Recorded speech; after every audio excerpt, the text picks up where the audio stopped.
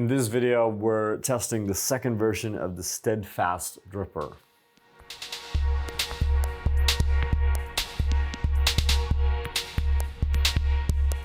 Welcome, my name is Patrick Rolfe and this is Coffee with April. For this episode, we are revisiting a brewer that we actually featured here before, the Steadfast Brewer. It's a company in Korea that produces it. They sent us a unit about 6 months ago. We did a review, make sure you check out that video. And they emailed us a while back and said, we have a new one, do you want to try it? And then we said, sure, we're happy to try it, right? So we don't have any deals with them. There's no sponsorship here whatsoever. They were kind enough to send it. We're going to send it to one of our Patreons after this. We actually got 2 of them, so 2 of you will get it. And yeah, we're just happy to kind of see what are the new features, what are the improvements. At first look, we actually can't see that many differences in the actual brewer. There are kind of the same features that we had the last time that are still relevant. One, they have a leather collar that is kind of maintaining temperature a little bit better. It also makes it a lot easier to use. It's an aluminum brewer, which makes it really hot on the outside, so you kind of need something to grip on. So that's kind of the main feature of it, I would say. They also sent us the paper filters they recommend, which is basically a Kalita paper filter. It's relatively straightforward. There is a little bit of trick in terms of how you fold that paper filter when you're using it. And I think that's important, and it was something they really pointed out as important as well. So we've done that. We basically follow a very kind of simple procedure there, right? Apart from that, they sent us a little bit of a brew guide as well, which we're gonna follow here in the video pretty much. We tried it a few times. Last time the issue was that the brewer was just very, very slow and we couldn't really get the cleanliness in the cup that we wanted or that we were looking for. So we're kind of hoping that this will change that. So what we are going to do is we're going to follow the exact recipe that they have here, which is actually relatively similar to the recipe we did with their brewer last time. More or less a 20 gram of coffee to 300 grams of water at 93 degrees Celsius. They have a pouring structure, which I'm going to walk you through.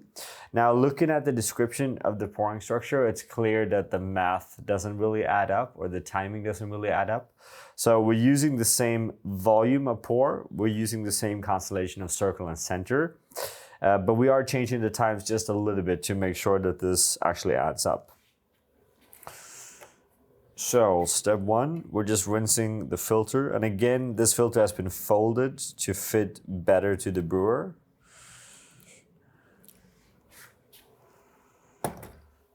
The coffee that we're gonna brew here is a beautiful natural processed geisha from the Esmeralda farm in Panama. Actually one of the competition roasts that I used in Melbourne as well. So it's a little bit darker than what we would use normally for a filter, but we experience often with brewers that are made in different Asian countries, it's actually helpful to work with the slightly darker roast because a lot of their testing, basically QC and research, is based on just a darker roasted coffee. So the flow rates are more compatible, more or less. So we're dosing 20 grams of that. We're coarsely ground, which basically means 30 clicks and above on a Comandante. And we're gonna follow that pouring structure. So we're starting with a 40 gram circle pour.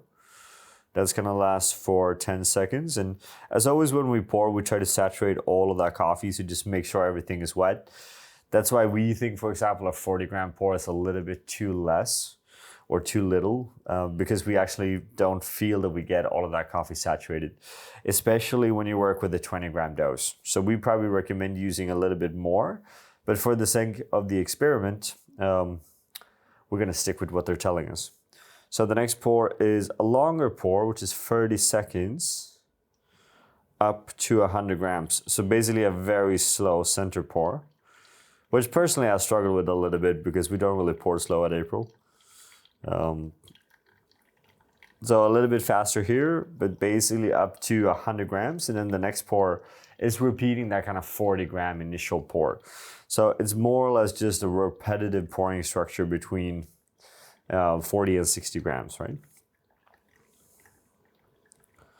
And doing this center and kind of circle pour is something that we've seen a lot.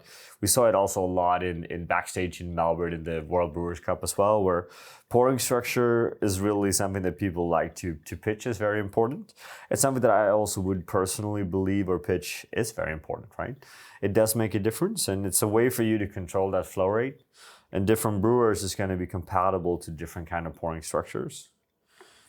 We do find that a continuous pouring structure for one specific brewer, kind of like the April brewer, makes a lot of sense.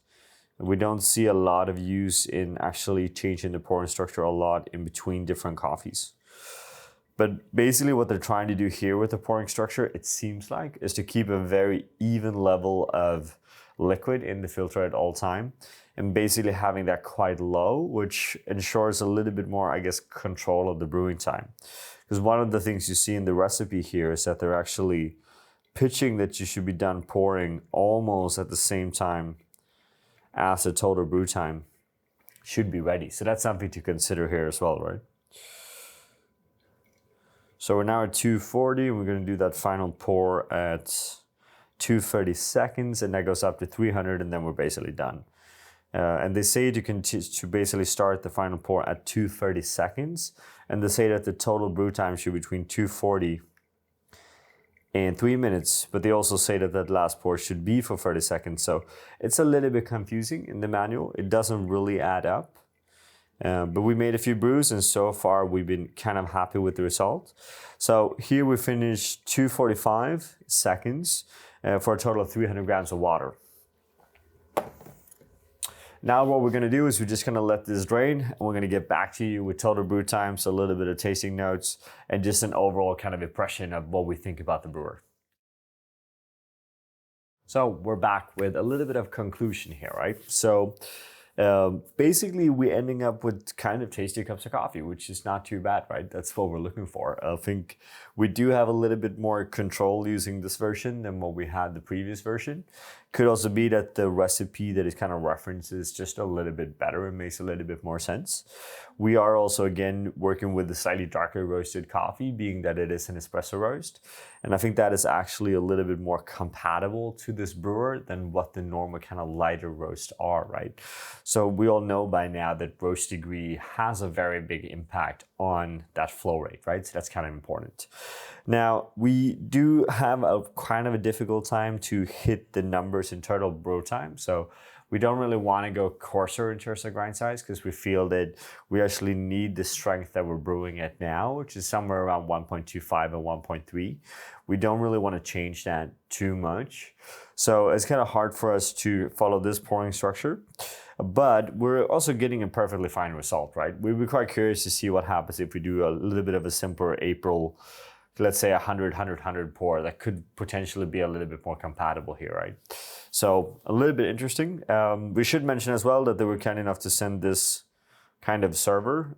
It is made of plastic, which is maybe not giving the most kind of luxurious impression here, but it's fine for being a server. I think the pitch is that this is basically, both of these are something you can take with you out, right? So the idea is that it is something portable, I guess. A little bit of a utility outdoor brewing kind of setup. So I guess from that perspective, it makes sense. We wouldn't use this at April, for example. But the brewer itself is kind of, it's interesting. I think the black color is an improvement. I think in general, we seem to have a little bit more control over that flow rate, and we're getting something that is perfectly fine in terms of taste. So yeah, we just want to thank Steadfast for basically sending it. And if anyone else has something that we should try, whether it's you guys recommending us to brew with something special, or if there is a company that wants us to try their stuff, we're always happy to do it. We're not necessarily going to say, we're not promising anything. We're going to try it and give you an honest reply to it. But we're always curious to try. And as we mentioned before, these brewers now, the two we got, are going to go out to our Patreons again, right? So if you want them, sign up for Patreon and kind of follow a more in-depth discussion there, right? With that, we just want to thank you guys for watching and have a good day. We want to give a special thank you to all of our Patreon supporters. It's because of you that we are able to continue to make these videos. And we want you all to feel free to always come with suggestions and ideas on the content that you want to see, because we are doing this for you and because of you.